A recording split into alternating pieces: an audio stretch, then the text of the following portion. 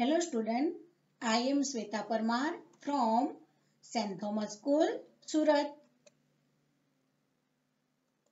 Standard 9th subject Hindi, उसमें है grammar part हमारा, उसमें अशुद्ध और शुद्ध वाक्य।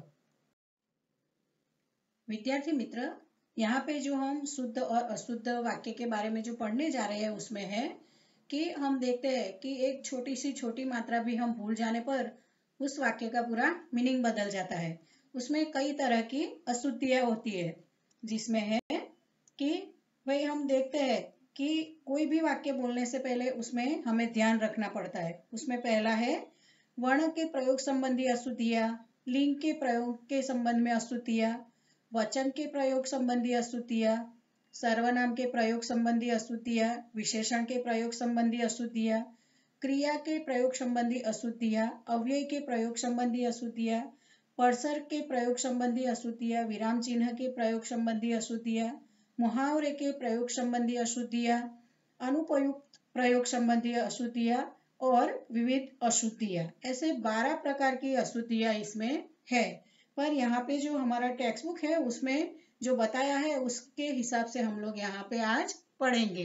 तो उसमें है भाषा के वर्ण, शब्द तथा वाक्य आदि के प्रत्येक स्तर पर कुछ ऐसे निश्चित नियम होते हैं जिनसे भाषा का मानक रूप बनता है। जो प्रयोग मानक स्वरूप से भिन्न है वह अशुद्धि है। वाक्य रचना की अशुद्धियों का मुख्य कारण होता है व्याकरणिक नियमों का सही रूप में न जानना। अतः हमें बोलने या लिखने के समय इस बात का ध्यान रखना चाहिए कि हमारे द्वारा जो कुछ कहा या लिखा जाए वह बिल्कुल स्पष्ट, सार्थक और व्याकरण की दृष्टि से शुद्ध हो।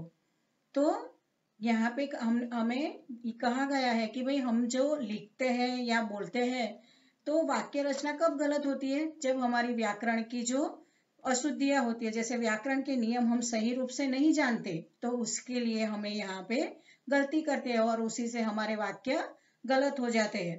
तो स्टूडेंट, आप लोग जानते हो कि जो गवर्नमेंट जो एग्जाम आता है ना उसमें भी ये सब चीज होती है कि शुद्ध वाक्य जो होते हैं उसमें आप गलती ढूंढ के उसको, जैसे अशुद्ध वाक्य को बराबर से लिखिए, अशुद्ध को शुद्ध में लिखिए, ऐसे करके एग्जाम में भी ये सब, गवर्नमेंट एग्जाम में भी ये सब व्याकरण के हिसाब से सेंटेंस बनाने होते हैं।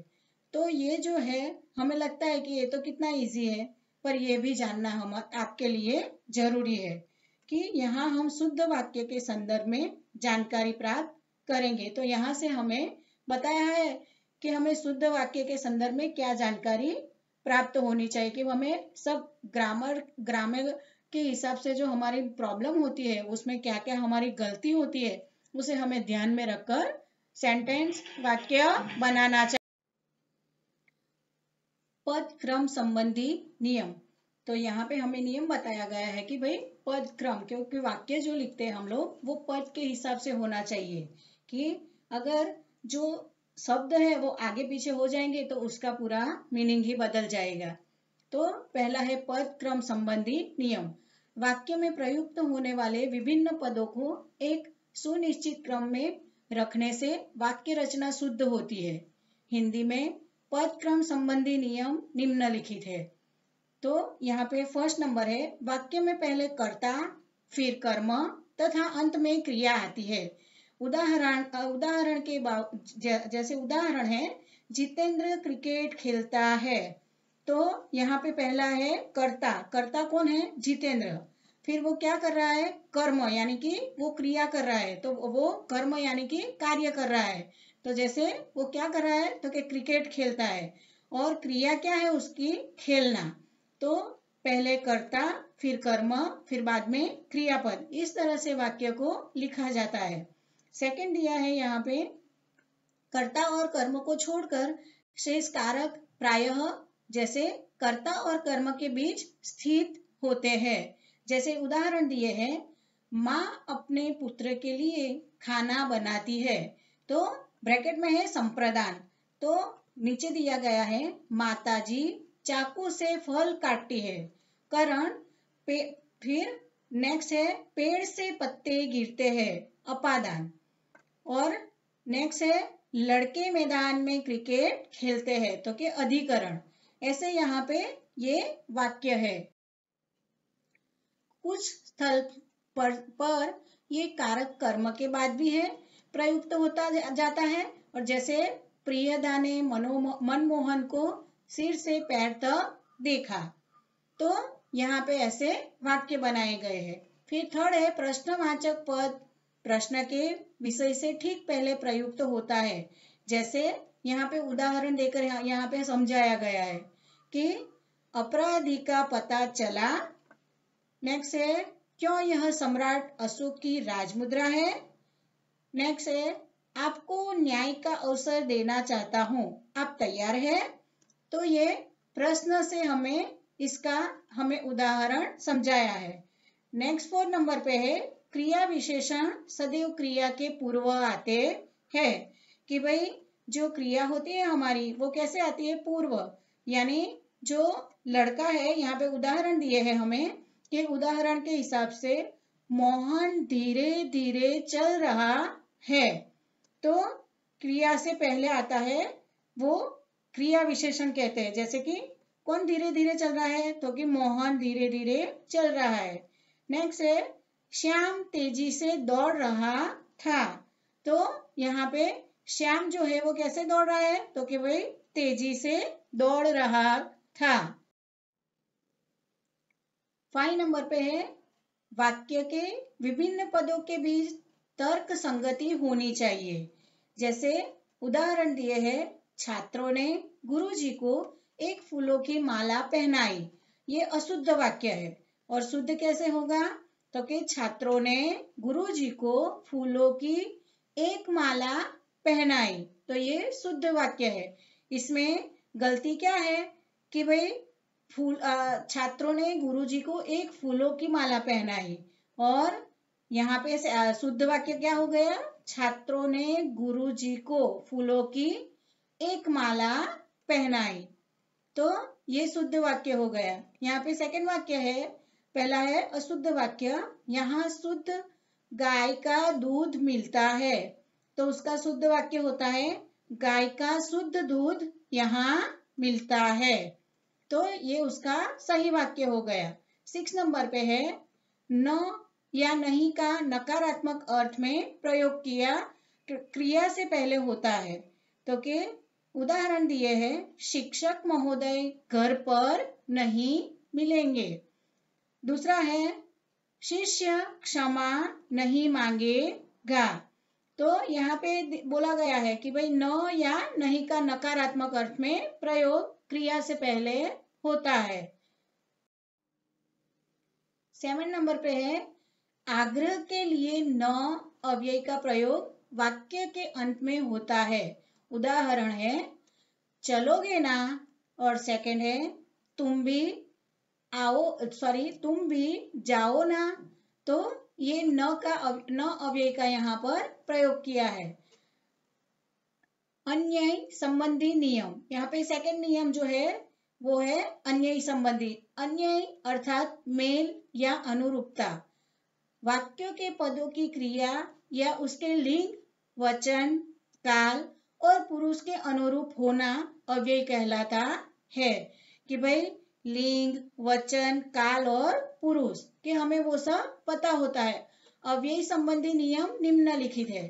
तो पहला बताया गया है जब कर्ता और कर्म विभक्ति सहित होते हैं तो क्रिया सदा पुल्लिंग एक वचन में रहती है। तो पहले क्या कहा है हमें कि जब कर्ता और कर्म विभक्ति सही होती है तो क्रिया सदा पुल्लिंग एक वचन में ही रहती है। ये हमें नियम पता होना चाहिए।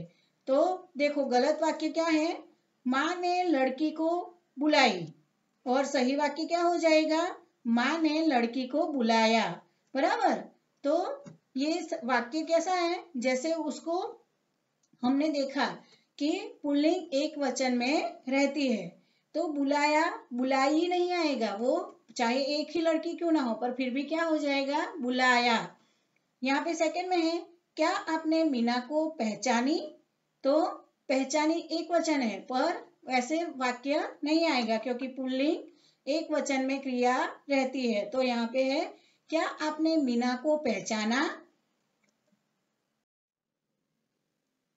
नेक्स्ट है, भिन्न भिन्न लिंगों की दो या अधिक व्यक्तिवाचक या जातिवाचक संज्ञाएं एक वचन में आए तो क्रिया अक्सर पुल्लिंग बहुवचन में आती है। तो यहाँ पे क्या बताया है कि व्यक्तिवाचक या जातिवाचक संज्ञा एक वचन में आए तो क्रिया अक्सर पुल्लिंग बहुवचन में हो जाती है। तो यहाँ पे उदाहरण के हिसाब से हमें सेंटेंस ये है, राम, लक्ष्मण और जानकी वन में गए, गाय और बैल चर रहे हैं, राजा और रानी नगर में गए, जंगल में भालू, शेर और लोमड़ी रहते हैं। तो यहाँ पे हमें क्या कहा गया कि भाई व्यक्तिवाचक जातिवाचक संज्ञा एक वचन में आए तो क्रिया अक्सर पुल्लिंग में बहुवचन आती है। तो इसीलिए हमें यहाँ पे उदाहरण के तौर पर ये वाक्य दिए गए हैं। थर्ड नंबर पे है, यदि कर्ता का लिंग अज्ञात हो तो क्रिया पुल्लिंग में प्रयुक्त होती है। जैसे उदाहरण के तौर पर, तुम्हारा खर्चा कौन चलाता है। तो यहाँ पे क्या हो गया कि क्रिया पुल्लिंग में प्रयुक्त हो गई।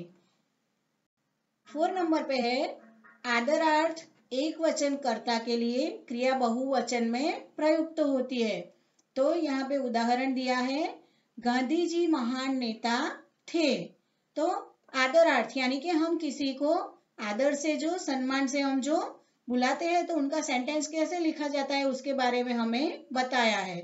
5 नंबर पे है, आंसू, दर्शन, दाम, प्राण, लक्षण, समाचार, हस्ताक्षर, होश, ओठ, बूंद, लोग आदि शब्दों के साथ क्रिया बहुवचन में प्रयुक्त होती है। तो ये जो शब्द है उनके साथ क्या होता है कि भाई जो वाक्य रचना है वो क्रिया, तो जब हम लिखेंगे तो उसको बहुवचन में प्रयुक्त होती है। तो यहाँ पे उदाहरणार्थ हम देखते हैं, उसके आंसू रुकते ही नहीं, क्योंकि आंसू एक वचन नहीं हो सकता, राइट। आंसू तो बहुत सारे आते हैं, तो यहाँ पे लिखा है कि भाई आंसू रुकते ही नहीं। मेरे प्राण संकट में आ गए, कि प्राण को हमेशा बहुवचन में बोला जाता है।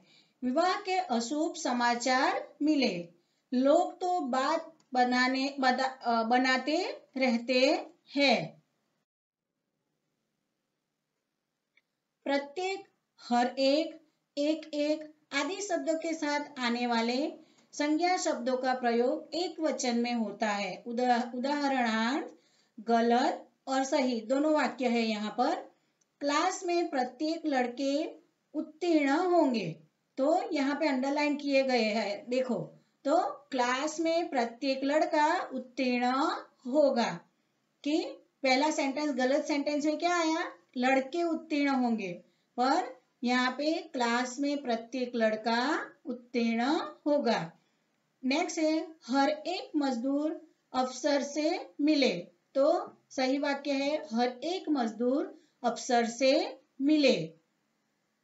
यहाँ पे है, आपके भाषण के एक एक शब्द तुले हुए थे, तो सही वाक्य है, आपके भाषण का एक एक शब्द तुला हुआ था, तो ये सही वाक्य हो गया। संज्ञा के लिंग के अनुसार ही सर्वनाम का प्रयोग किया जाता है, कि यहाँ पे हमें उदाहरण देकर समझाया गया है। जैसे है गलत और सही दोनों में हमें दिखाया गया है। तुम्हारी स्कूल कहाँ है, तो सही वाक्य क्या होगा, तुम्हारा स्कूल कहाँ है। तो यहाँ पे बताया ना कि संज्ञा के लिंग के अनुसार ही सर्वनाम का प्रयोग किया जाता है। तो सही वाक्य है, तुम्हारा स्कूल कहाँ है। यह मेरी कॉलेज है, यह मेरा कॉलेज है। उसका देह दुबला है, उसकी देह दुबली है। उनका आवाज कोमल है, उनकी आवाज कोमल है। कि हमें किस तरह से वाक्य सही और गलत होता है वो हमें तुरंत बोलने पर पता चल जाता है। कि हमारी वाक्य रचना किस तरह की है। यहाँ पे 8 नंबर पे है, संज्ञा के लिंग के अनुसार ही विशेषण का प्रयोग किया जाता है। तो संज्ञा जो है वो लिंग के अनुसार ही होती है, तो भी उसका विशेषण में प्रयोग किया जाता है। उदाहरण के अनुसार यहाँ पे हमें बताया गया है गलत और सही। तो पहला है, आज मौसम सुहावनी है, और सही वाक्य क्या होगा, आज मौसम सुहावना है। आजकल कपास महंगा है, आजकल कपास महंगी है। उसका नाक लंबा है, उसकी नाक लंबी है। पीतल पीली होती है, पीतल पीला होता है। तो ये वाक्य रचना जब आप देखते हो तो आपको पता चलता है कि कौन सा जो शब्द है वो कहाँ पर गलत है। तो ये हमें ध्यान से देखना है, क्योंकि छोटी से छोटी जो हम लोग चीज को देखते हैं तो वही वाक्य रचना से जुड़ी हुई होती है, और उससे ग्रामर पार्ट भी उनसे जुड़ा हुआ है।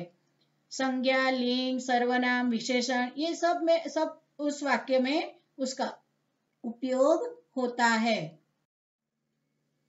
9 नंबर पे है, संज्ञा के लिंग के अनुसार ही क्रिया का प्रयोग किया जाता है।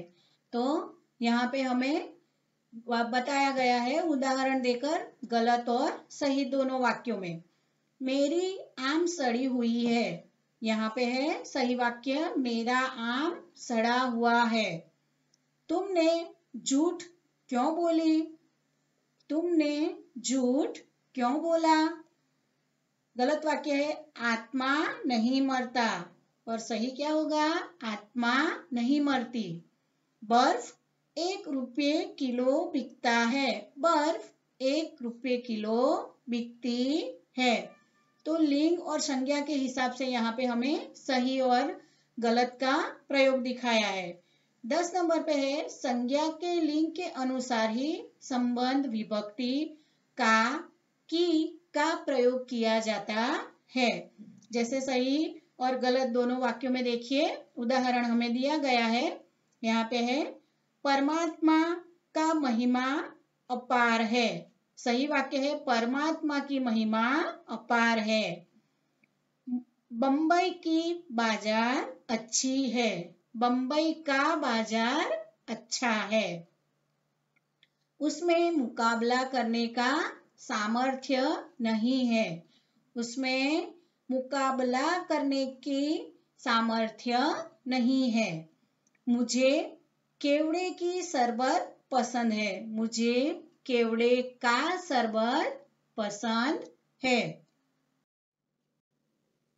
तो यहाँ पे दिया है अन्य नियम, तो कि विभक्ति संबंधी नियम।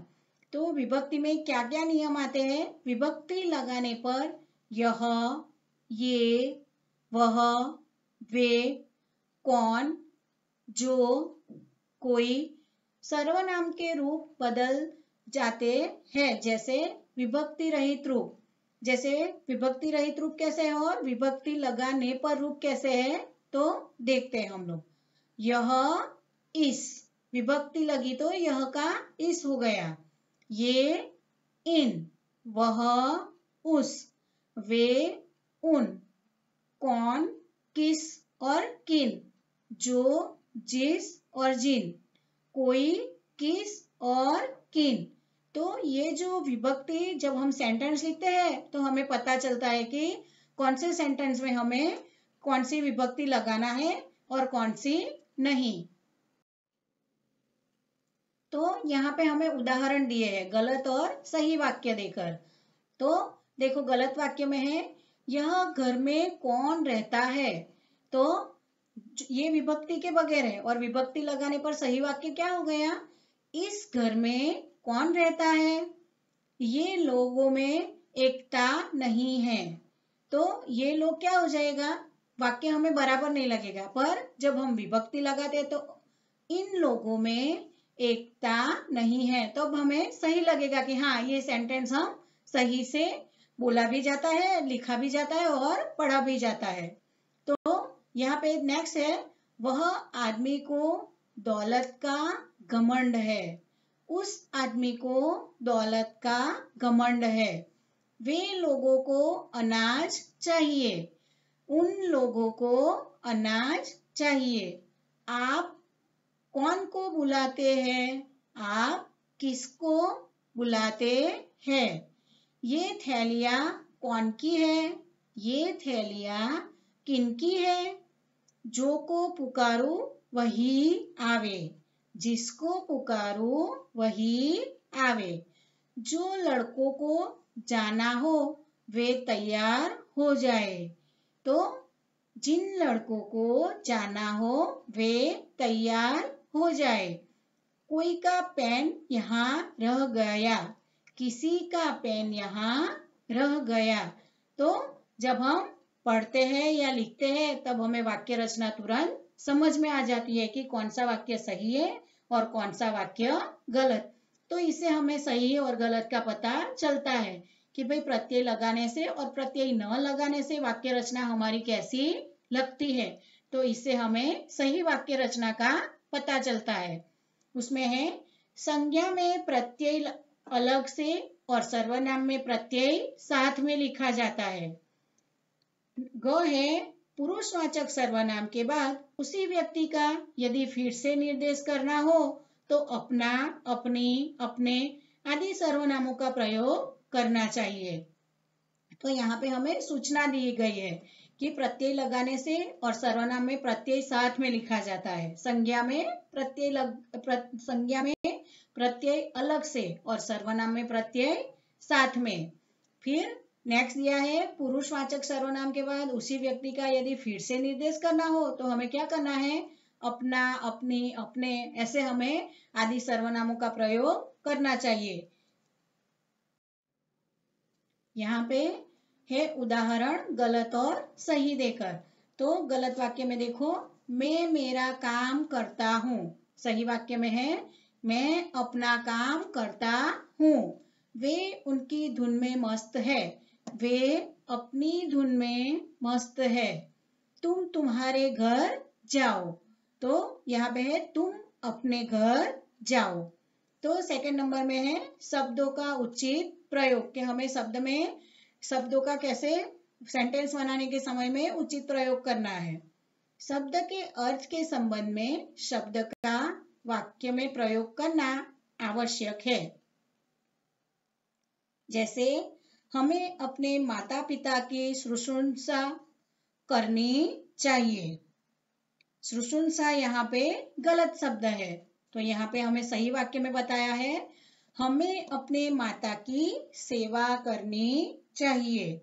शुश्रूषा रोगी की जाती है।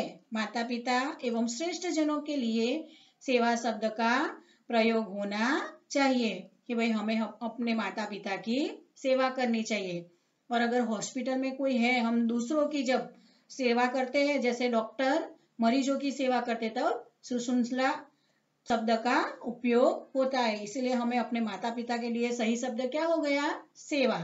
तो वो उचित वाक्य में वो वहां पे अच्छे से लगाया जाता है। बराबर। इस समय उनकी आयु 70 वर्ष की है। गलत सेंटेंस है ये, इसमें सही सेंटेंस है इस समय उनकी उम्र 70 वर्ष की है। आयु जीवन की पूरी गणना को कहते हैं। बराबर। तो उम्र यानी जो हमारा रियल समय जो चल रहा है वही। तलवार एक उपयोगी अस्त्र है। और सही वाक्य है तलवार एक उपयोगी शस्त्र है, क्योंकि तलवार क्या है? शस्त्र। अस्त्र हाथ से फेंक कर चलाया जाने वाला हथियार है, जबकि तलवार हाथ में रखकर चलाई जाती है। सेकेंड है दो बलाघातों का लगातार प्रयोग नहीं करना चाहिए।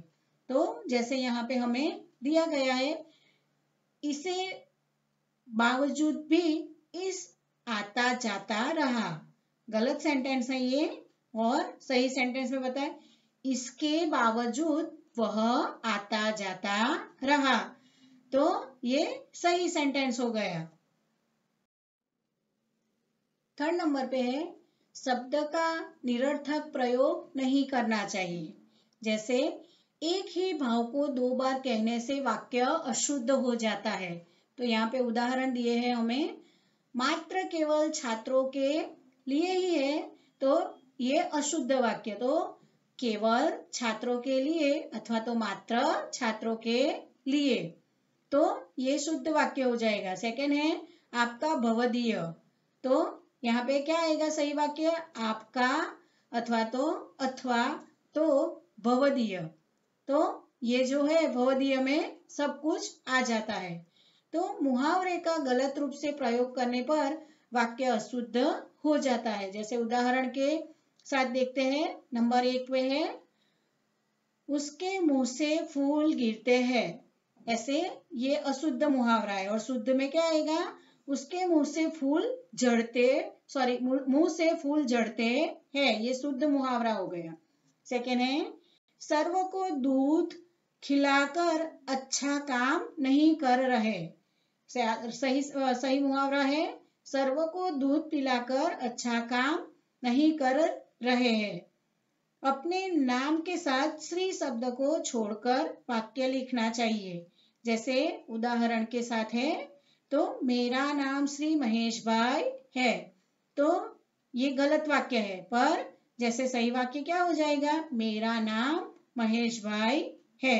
तो हम जब दूसरे का जब लिखते हैं तो हम उनको मान देकर जब लिखना है तो श्री, हमसे जो बड़े हैं तो उनको हम लोग श्री लगाते हैं, पर अपना खुद का नाम लिखने पर हमें श्री लगाना नहीं है। तो यहाँ पे लिखा है ऊपर कि अपने नाम के साथ श्री शब्द को छोड़कर वाक्य लिखना चाहिए। तो इसीलिए यहाँ पे हमें एग्जाम्पल दिया है। तो विद्यार्थी मित्र, यहाँ पे जो हमें ये जो ग्रामर पार्ट बताया है, आगे भी था मुहावरे के अनुसार, तो वो भी मैंने आपको बताया नहीं क्योंकि वो इजी था, और इसलिए छोड़ा क्योंकि हमें पता है कि मुहावरा क्या होता है, तो उसके हिसाब से। पर ये जो शुद्ध और अशुद्ध वाक्यों का जो ग्रामर पार्ट था हमारा, मैंने इसलिए बताया कि मैंने पहले भी आपको बताया कि ये जो हिंदी का जो छोटे छोटे जो हम लोग गलती करते हैं हिंदी लिखने में, उसी में आपका मार्क कट होता है। जैसे जब आप लोग 12 में आगे आएगा बोर्ड में 10th 12, तो ये सब जो गलतियां हैं उस टाइम पे ग्रामर पार्ट में देखी जाती है, और उसी से आपके जो मार्क्स है वो ग्रामर पार्ट में कटते हैं। तो ये सब हमें छोटी छोटी बातों का ध्यान रखना है, और अगर आपको ये सब चीज पता है तो आपका ग्रामर भी अच्छे से आप लोग लिख पाओगे। इसलिए हमें ये सब छोटी छोटी बातों का ध्यान रखना है कि कौन सा जब सेंटेंस लिखते हैं तो कौन सा वर्ड आगे लगाना है, क्या करना है, ये सब का हमें ध्यान रखना है। ओके।